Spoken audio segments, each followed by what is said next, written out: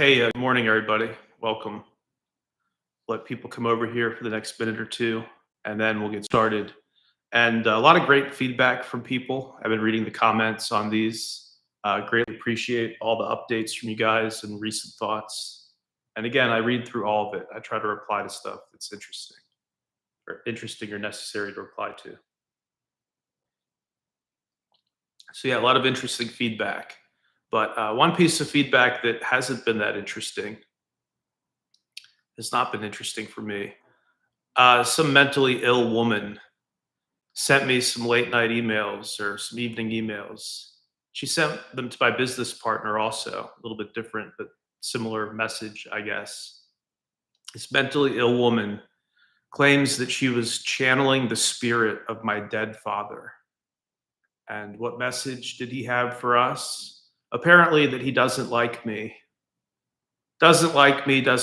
me, and he really hates my business partner. Wow. You think that's my father coming back from the grave?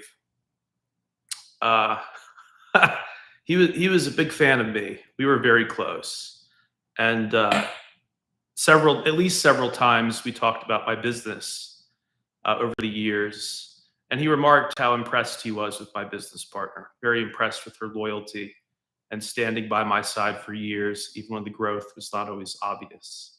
The growth that was occurring here at Fulcrum. Uh, So I really don't think that's a woman channeling my dead father. I think he's moved on to the beyond. And that's somebody just trying to hurt my feelings, I guess. We need way less mentally ill people harassing the rest of us. Something happened over the last 5 years. I don't know if it's just changes in social values or TikTok taking off or if it's, brain damage from COVID. I don't know what it is, but people are way more feral than they used to be. Hey, you don't need to send me emails pretending to channel my dead father. There used to be a time when that would be called sacrilegious and in poor taste and harassment. I mean, that is absolute harassment. My dead father is not waiting to tell me how little he thinks of me or that he dislikes my business partner. I'm sure he has bigger fish to fry out there in the beyond, if there is an afterlife. But craziness. Some people just aren't doing well. They're not taking care of their mental health. They're trying to be mean and vicious to the rest of us, but it just makes them look ridiculous. Much like the no coiners, the people who said crypto would never come in, and now Bitcoin is approaching the fifth largest asset on planet Earth. You compare it against things like public companies and well-known brands and things like gold and silver. Fifth largest asset on Earth. It's approaching. Let's get the numbers way up. Let's get the numbers way up, folks. So Bitcoin or Ethereum, if I were to be placed in a coma tomorrow or in suspended animation or something for some interstellar voyage, if such technology existed, right? If you put me in a deep freeze for 5 years, can't make any changes to my portfolio, and my only options are put it all into Bit or put it all into Ether, which one would I choose? Well, I've held and believed in both for a long time. But in the case of this thought experiment, I would actually hang on to the Ether if I had to wait 5 years, because Bitcoin in 5 years, is Michael Saylor still going to be strong? Is strategy still going to be buying Bitcoin every other week? Uh, is Bitcoin still going to be considered fast enough and useful enough for more complicated transactions and use cases in the future? And I see a lot of young people building on Ethereum. See a lot of younger people believe in it, and they're building apps and the smart contract and conditional stuff like prediction markets. That's all well suited to a fast, customizable blockchain like Ethereum, whereas Bitcoin is like the grandfather clock, right? It's reliable and it's big, but you can't customize it and you can't speed it up. And there's a whole bunch of stuff for which a grandfather clock is just not the right, not the right tool, not the right device. So as much as I love Bitcoin and seeing it over $100,000 a coin, if it were to hit $1 million a coin, I would I would bow over to these silly Bitcoin maximalists who say that every other blockchain is garbage. I would bow over to the church of Satoshi Nakamoto and the Bitcoin maximalists, and I would never stray. That would be good for me. If we hit $1 million a coin, I think I'd be so happy that I wouldn't talk about any other crypto. With that said, do I think we're headed there? Do I think we're headed straight to $1 million a coin? Again, I think Ether has a lot of stuff going on, and the price and people's faith in it was really rocked by that Bybit hack, including me, right? So I saw the Bybit hack come out. I was seeing it in my feed, the initial headlines. So $1.4 billion theft of Ether that they believe was orchestrated by North Korea. And what's so weird about this is they used a service in the middle. So it's not as if somebody just had poor wallet security or they were using a computer that was already compromised with malware. It's just service in the middle that had been compromised. And so I reduced my Ether holding at the time when I fully read up on that hack.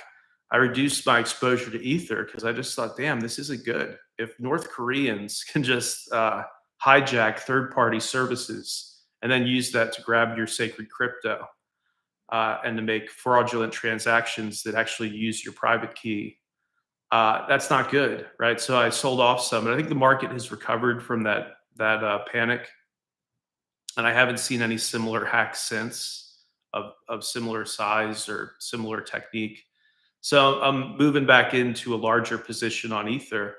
And again, between the two assets right now, if I had to wait 5 years to see the outcome, I believe more in Ether's growth from this point forward, right? Obviously, I still think Bitcoin is very strong and will be around in the future. But does it have as much upside as the thing that's been battered, right? So could Ether go 4x? Could we see a $10,000 Ether? I don't give financial predictions. I don't do much in the way of technical analysis either. But just me psychologically, I can tell you a $10,000 Ether would not shock me in the very near future. That wouldn't surprise me. I wouldn't go crazy. I wouldn't even be running to sell my Ether at 10,000, frankly, because a 4x from here would just represent, in my opinion, all the new use that it's seeing, even banks experimenting with it. And then again, all these fintech apps that offer people prediction markets. So far, the best blockchain for all that stuff has been Ethereum by far. No one else even comes close. I know CIA Solana, which was a favorite of Fat Sam Bankman-Fried, even from prison, he kept promoting it. He told prison guards that was the one to invest in. Apparently, that was the report. CIA Solana just isn't focused on these hard use cases like prediction markets and derivatives and tokenization to the same extent that the Ether team is. So Solana has been more successful with meme coins and creating capital value around stuff like that, which I don't have a problem with. I think that's one of the uses of the blockchain. I think it's a fail that Ethereum wasn't able to capture more of that market. But more power to them. It's just I don't think Solana is really in the same. It's not in the same category as something like Ether. It's like comparing a prop plane to a jet. But yeah, guys. So Bitcoin or Ethereum from this moment forward, I'm frankly more bullish on Ether. But again, I have both, and I'm less bullish on gold because it seems like we're moving away from tariff apocalypse, and it seems like we're getting something more moderate, whatever it ends up being, something a little bit more moderate. And for people who are kind of following what I said last time, following along to see where I'm at right now, I did close out my Tesla short pretty much the moment I saw my short start to dip and Tesla start to rocket. I closed out. So that one I'm not worried about. I still have a short on the Russell 2000, which I've already made a tiny bit of money on. I'm probably going to hold it into this morning. I'll hold it and sell at some point today, most likely. So I'll be closed out of that short.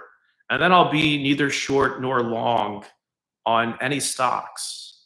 And we'll only have Bitcoin, Ether, and a much smaller gold position on Wall Street through the ETFs, paper gold. But yeah, that's the portfolio. So I see a scenario where small business could slide and crypto could rip. because there's underlying strength to Bitcoin and Ether, in my opinion. There's some underlying strength at the moment. Whereas these small businesses that are grappling with paying tariffs, and they're also dealing with the really just a maxed out consumer. A lot of the consumer spending data is not good. People starting to not be able to make their payments on the buy now, pay later stuff. Very bad sign for the strength of the economy. But I think things like Bitcoin and Ether are kind of immune to the traditional economy, and they're their own thing, just like gold and silver. These are their own markets. They're not influenced really by political decisions to a great extent. It's more influenced by how do people feel? Do people feel like they need to have a hedge in gold? Do people feel like they need to have some Ether exposure in case it really rips? So you're dealing more with mass sentiment. Welcome your comments. I'm going to head out in a second. Welcome all reasonable comments other than people channeling my dead father. Because again, he was a big fan of everything I'm doing. He was a bigger Bitcoin believer than I am.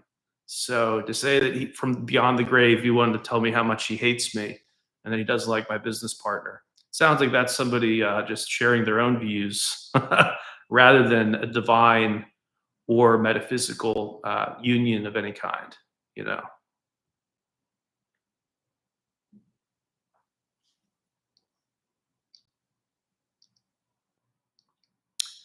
All right. Well, I got the important info out there. Again, I've closed out of my Tesla short. I'm no longer short on Rocket Man. And at some point today, I'll be closing out of my short against small companies, against the Russell 2000. And then I'll be completely out. As promised, sell in May and go away. I will have no stock market exposure, because these guys have been a bunch of monkeys lately. And I don't complain. When I lose money in the casino, I don't complain. But this market has been run by monkeys lately. And I trust my gold and my crypto far more at this point. Thank you guys so much. Oh, we have some new comments. Vladdy says different categories. Bitcoin is a store of value / money. No real competitor. TAM of $400 trillion. Ethereum is a tech startup. Fees for smart contracts. The TAM of $2 trillion. Okay. I agree that Bitcoin attempts to be a store of value, but I think Ether is attempting to do that also. Right? Ether is the currency of the Ethereum network. And for me, anyways, if Ether takes off, it'll be due to greater use. I'm not investing in Ether primarily to get my claws on the gas fees, on the transaction fees. That's not of interest to me. If this network succeeds, again, it'll be because more people want to use Ether, which will put pressure on the demand for it, right? It'll increase the demand, whereas we know the supply is essentially static. Only so many being created over time through a proof of stake process. It's kind of similar to earning interest on a certificate of deposit, right? People lock up their Ether, and then the amount you lock up, you earn a balance based on how much you've locked up. So it's not interest. I'm just using an analogy that if you were to compare it to some existing financial, some existing financial thing, it would be interest. Hey, Vibro, welcome. Vic, Vibro. I was going to end this one, but now some of the regulars are rolling in. Maybe I'll stay for a few more minutes. I just have to get my coffee in me before the market opens. But again, for Vibro and the other newcomers, I closed out of my Tesla short at basically the perfect time. Small amount of profit, and got out before Tesla rocketed. Some people still believe in Rocket Man. I think he makes great cars. I think him being online 24/7 and posting memes and trying to impregnate the women in his social circle like he's spawning, like he's some insect or salmon that's in spawning season. If you want kids, start a family, bro. You're in your mid-50s. Get a wife, start a family, live in a house that's not a corrugated metal box, yeah, so I'm out of, as of later today, I'll be out of my short against small caps, my leverage short against the Russell 2000 index. And then it's going to be only Bitcoin, Ether, and then a reduced gold position. As I was saying, I don't believe in gold as much in the near term. There's a lot of this tariff shock stuff. It seems like we're getting a more moderate version of it rather than overnight market collapse. And so as a result, I believe in gold less. And I think my Bitcoin is to an extent serving the same purpose as the gold would.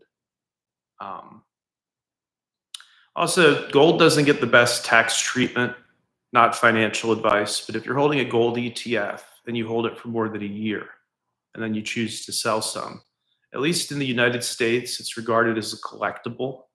Uh, so you're taxed 28%. It's considered a gold collectible.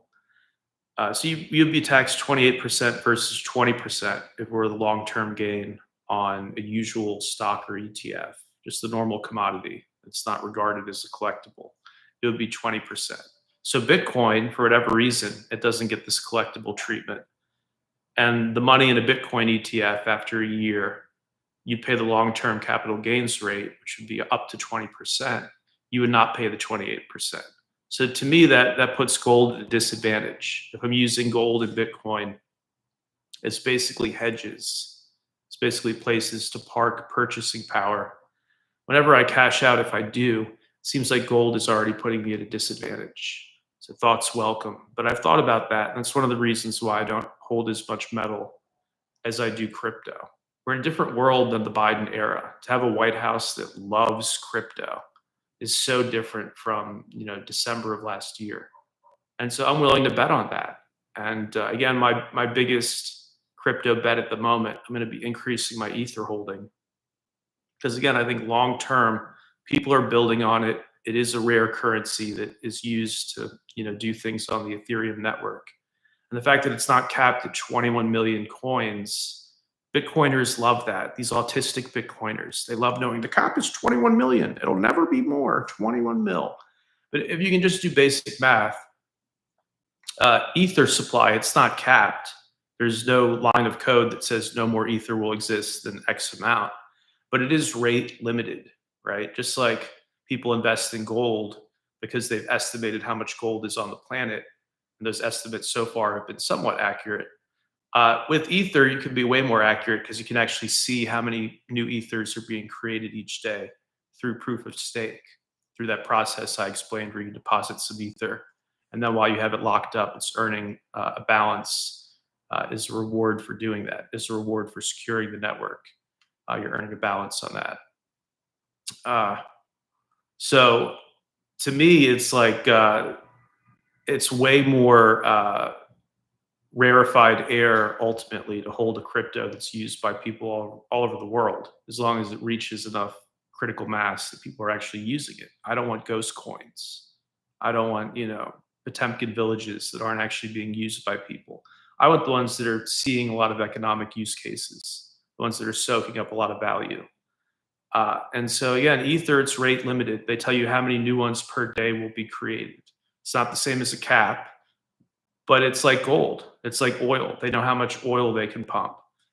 Oil is not unlimited. It'll never have a price of, actually, I shouldn't say never, because briefly during the during the COVID thing, didn't oil briefly go negative? Sounds like nonsense, but briefly, the price of oil, if you were to take it for delivery, it actually went negative, meaning they would pay you to physically.